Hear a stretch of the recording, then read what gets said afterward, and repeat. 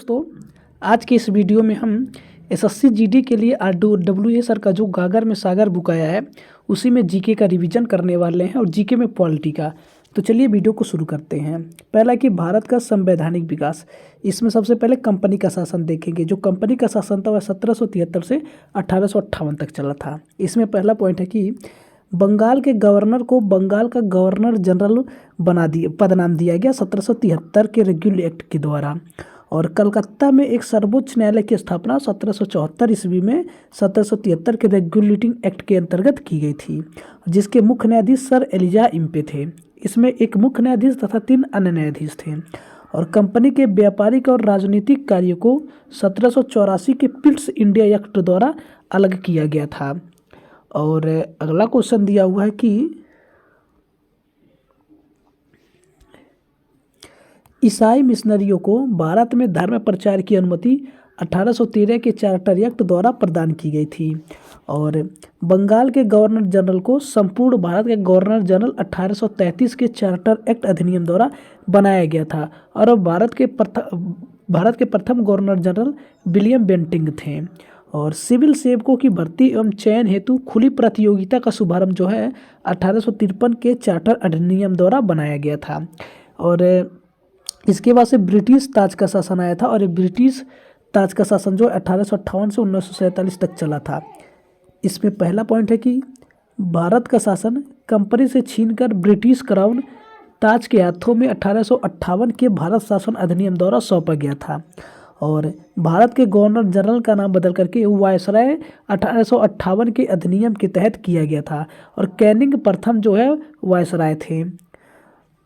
कह रहा है कि मुसलमानों के लिए पृथक निर्वाचन मंडल की व्यवस्था 1909 के भारत परिषद अधिनियम, जिसे मार्लो मिंटो सुधार कहते हैं, इसी के द्वारा की गई थी।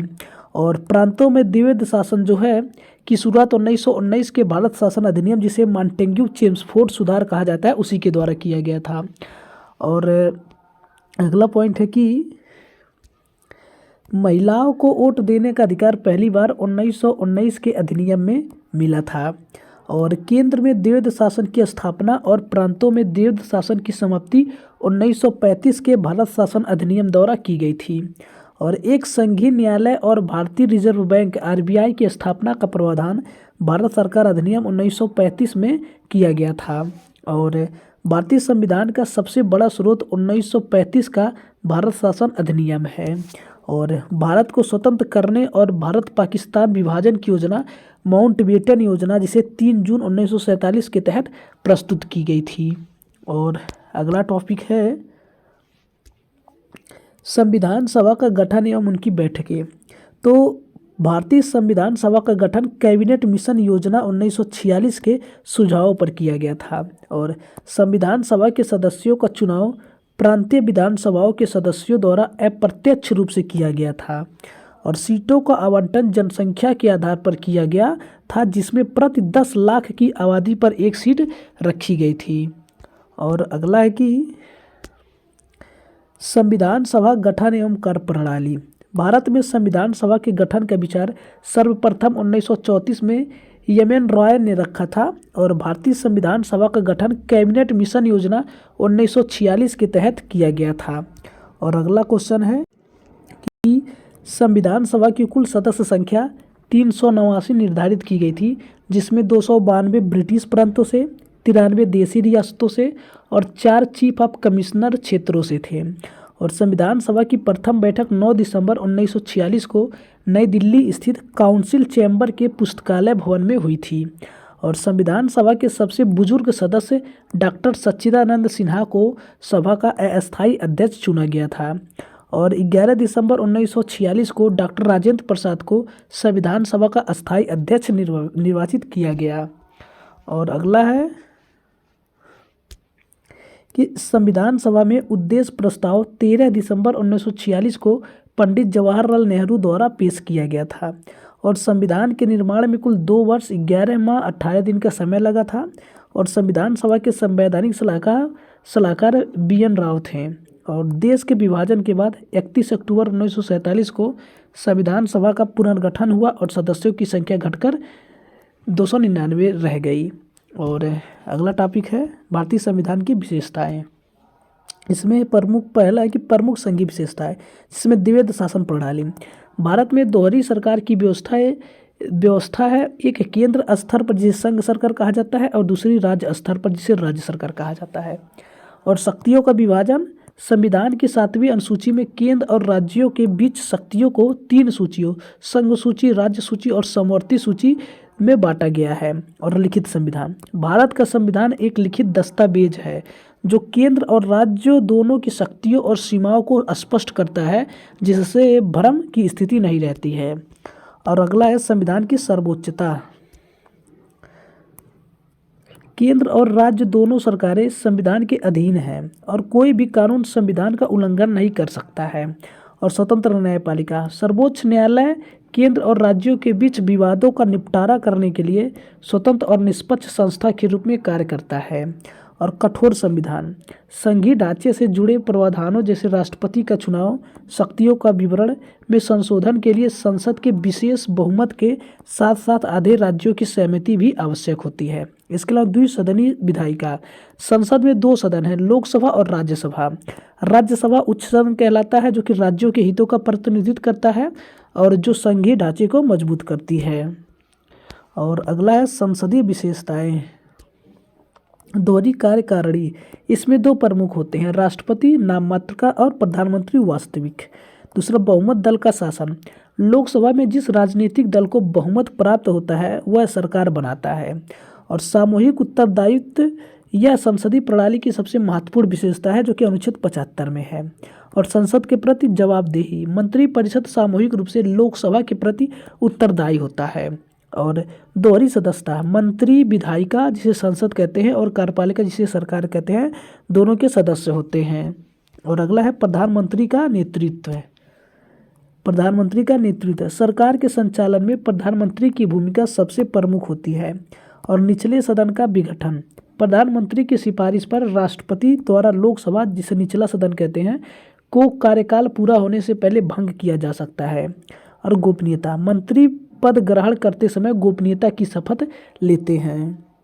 अगला है पंचायती राज से संबंधित समितियां। पहला है बलवंत राय मेहता समिति जो कि 1957 में आई थी। और दूसरा है अशोक मेहता समिति जो 1977 में आई थी। तीसरा है जीवी के राव समिति जो कि 1985 में आई थी। और चौथा है एल.एम. सिंघवी समिति जो कि 1986 में आया था। और पांचवा है पी.के. थुंगन समिति जो कि 1988 में आया था। इसके अलावा संविधान के कुछ महत्वपूर्ण अनुच्छेद को हम याद कर लेते हैं, देखते हैं। पहला है कि अनुच्छेद 1 में संघ का नाम और उसका राज्य क्षेत्र से संबंधित है। और अनुच्छेद 3 जो है संसद द्वारा किसी राज्य का नाम तथा नए राज्यों का गठन व इनकी सीमा तथा नामों में परिवर्तन भी कर सकती है। और अनुच्छेद 5 जो है नागरिकता से संबंधित है। और अनुच्छेद 20 जो है अपराधों के लिए दोष सिद्धि के संबंध में संरक्षण से संबंधित है।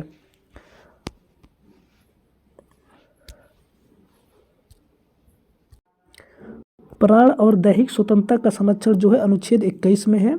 और प्रारंभिक शिक्षा का अधिकार अनुच्छेद 21 क में है। और कुछ दशाओं में गिरफ्तारी और निरोध से संरक्षण जो है अनुच्छेद 22 में है। और मानव के दुर्व्यवहार जैसे मानव तस्करी और बलात् श्रम का निषेध जो है अनुच्छेद 23 में दिया गया है। इसके अलावा धार्मिक कार्यों के प्रबंध की स्वतंत्रता जो है अनुच्छेद 26 में है। और अल्पसंख्यक वर्गों के हितों का संरक्षण जो है अनुच्छेद 29 में दिया गया है। इसके अलावा अगला है कि शिक्षा संस्थाओं की स्थापना और प्रशासन करने का अल्पसंख्यक वर्गों का अधिकार जो है अनुच्छेद 30 में दिया गया है। और संवैधानिक उपचारों का अधिकार अनुच्छेद 32 में है। इसके अलावा संसद द्वारा सशस्त्र बलों, पुलिस बलों आदि के संसद सदस्यों के मूल अधिकारों पर युक्त प्रतिबंध जो है अनुच्छेद 33 में है।